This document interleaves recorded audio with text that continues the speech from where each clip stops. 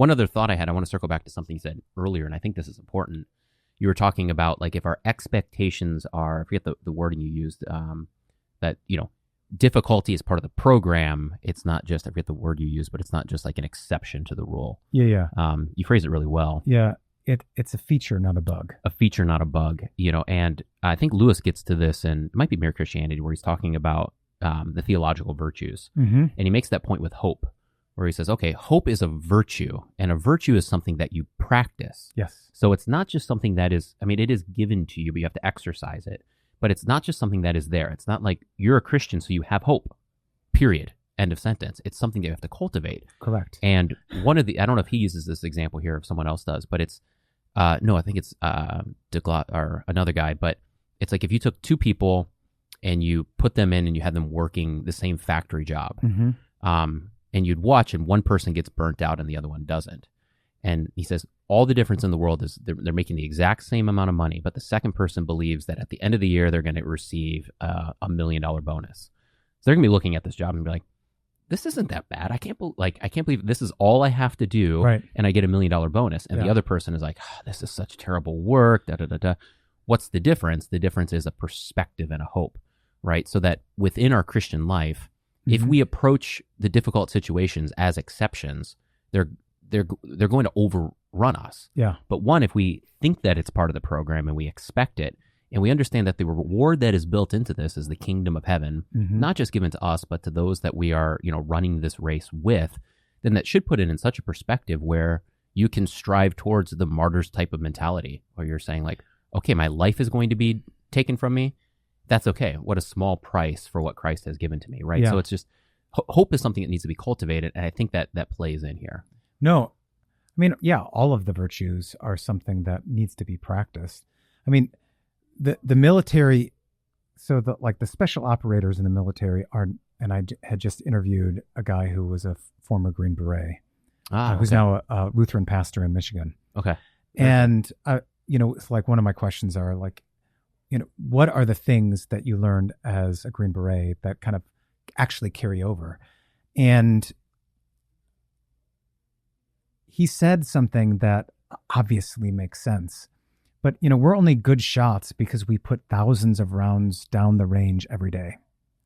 Like, it's tedious. It takes a lot of time.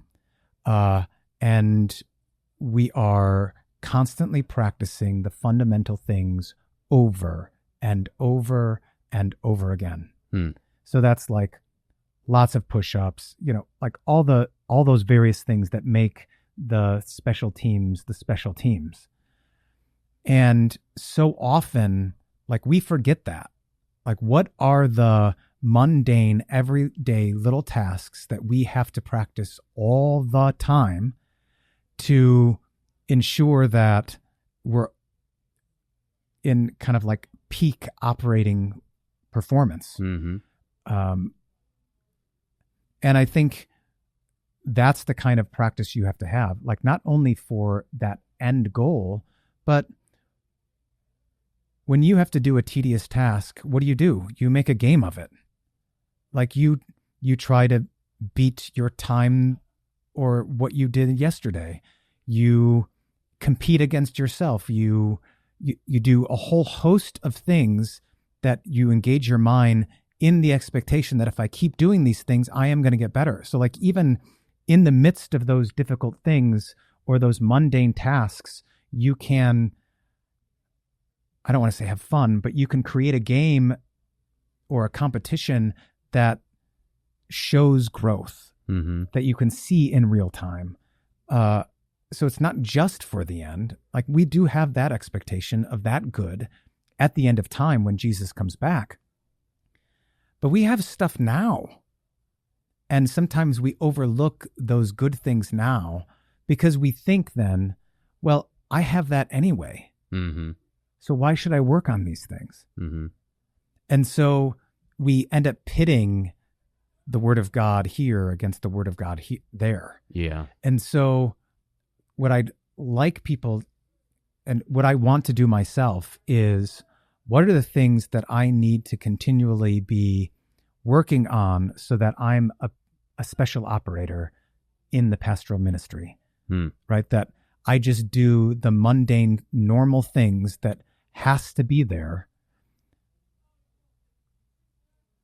just by habit, because I've practiced it so much.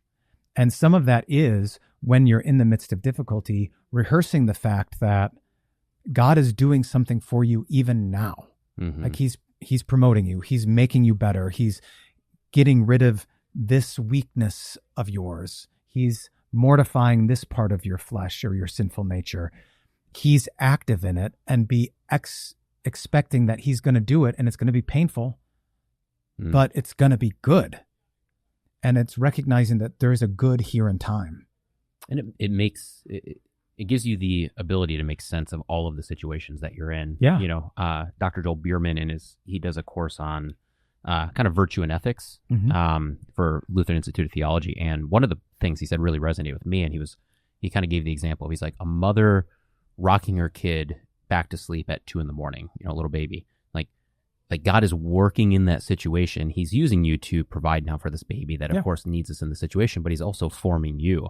And of course, that hit home because we've got a 2-month-old old at home, and we just had a colic. Our third was colic for like 4 months. And it's a static feeling at midnight when the baby's been crying for an hour and a half. Yeah. You know, but if you can reformat your mind a little bit, it doesn't mean it's not difficult, but it does mean it probably won't overwhelm you if you can think about it in those terms. Like, what a blessing that I can be here for this child going through a difficult situation. How terrible would it be if I was not here? Yeah. So that's a blessing. And then 2, God is using this to form me in ways that are going to help me, you know, carry out my Christian life for years and years to come. And if you can kind of think about all of those situations within that scope, zoom out a little bit from the pain that you're experiencing, it begins to make sense. It's a little bit of the Job thing, right? Where God's like, hold up, like, let's back up here. Like, have you seen Leviathan? Have you seen Behemoth? Like, you know, you put the 4 corners there. I mean, it's like, just zoom out a little bit. Where were you? Yeah. And then pain starts to make a little bit more sense. Yeah. And I've never encountered anyone who, say, struggles with patience, and then prays to God that they would learn patience, that isn't immediately or almost immediately put into situations that try their patience. Yeah. Or someone who deals with anger and wants to work on their anger that isn't put in situations where they actually have to think about their anger. So it's like, this is what Peterson talks about in terms of, Jordan Peterson, in terms of like exposure. Like you only get over those fears and those things by exposing yourself to them. Mm-hmm. And this is the same thing we do. Like, this is what I do with my kids. Like if I know they're afraid of something, I will say, look, I'm going to be right here with you, but you have to face this. Mm-hmm. Like we expose them to it to take away the mystique, to say like, this is manageable and you have agency and you only are afraid because you have no experience. And God is giving us experience, things like under our, putting something under our belt, you know, so that we can grow in his word and understanding and not be spooked by all the various trials and temptations and pressure that we receive as we live out our lives. And that's part of like just the reframing it in terms of our initial response is, this is bad, it's hard, I can't believe this is happening. But our response should really be, let's take a step back. Let's look to see, okay, there are a lot of things that God could be wanting to do. I mean, maybe it's because I actually sinned, right? And he's wanting me to be aware of that. But it could just be like a red flare, like, hey, pay attention to this because this is something you need to work on. And I would much prefer to go through life looking at those things in that manner, that helps me to see that God is not absent, but he's actually doing these things because he cares for me. It's like, I like to woodwork and as much as I can, you know, help repair around the parsonage and things like that. And sometimes my wife will say something like, so how long is this going to take? I say, well, if it's as easy as I think it is, it could be like 15 minutes. But I could get in there and it could be hours or days. So I'm hoping for the best. But if it's not, I might get a new tool out of it. And that's good. But I'll learn a lot, like in terms of I'll get better skill at doing some of these things. And that's very different than how I used to respond. I would just be mad. Like, why can't it just be easy? Why can't I start a project and it just go the way I have it planned in my mind? And that has a lot to do with my own skill level, my own patience. But I think in some ways that's how God deals with us. Like we have how it should go. And then God says, yeah, well, we'll see about that. And he wants us to learn the things he wants us to learn along the way. And he's behind those things. Like he's using them at the very least for our good. Mm-hmm. And if we can begin to start seeing that there's a method to that madness, that initial shock of why is it so hard, then maybe we can take a step back and say, all right, I can do a lot more. Like I can actually push harder because I know that he's working some things on this side.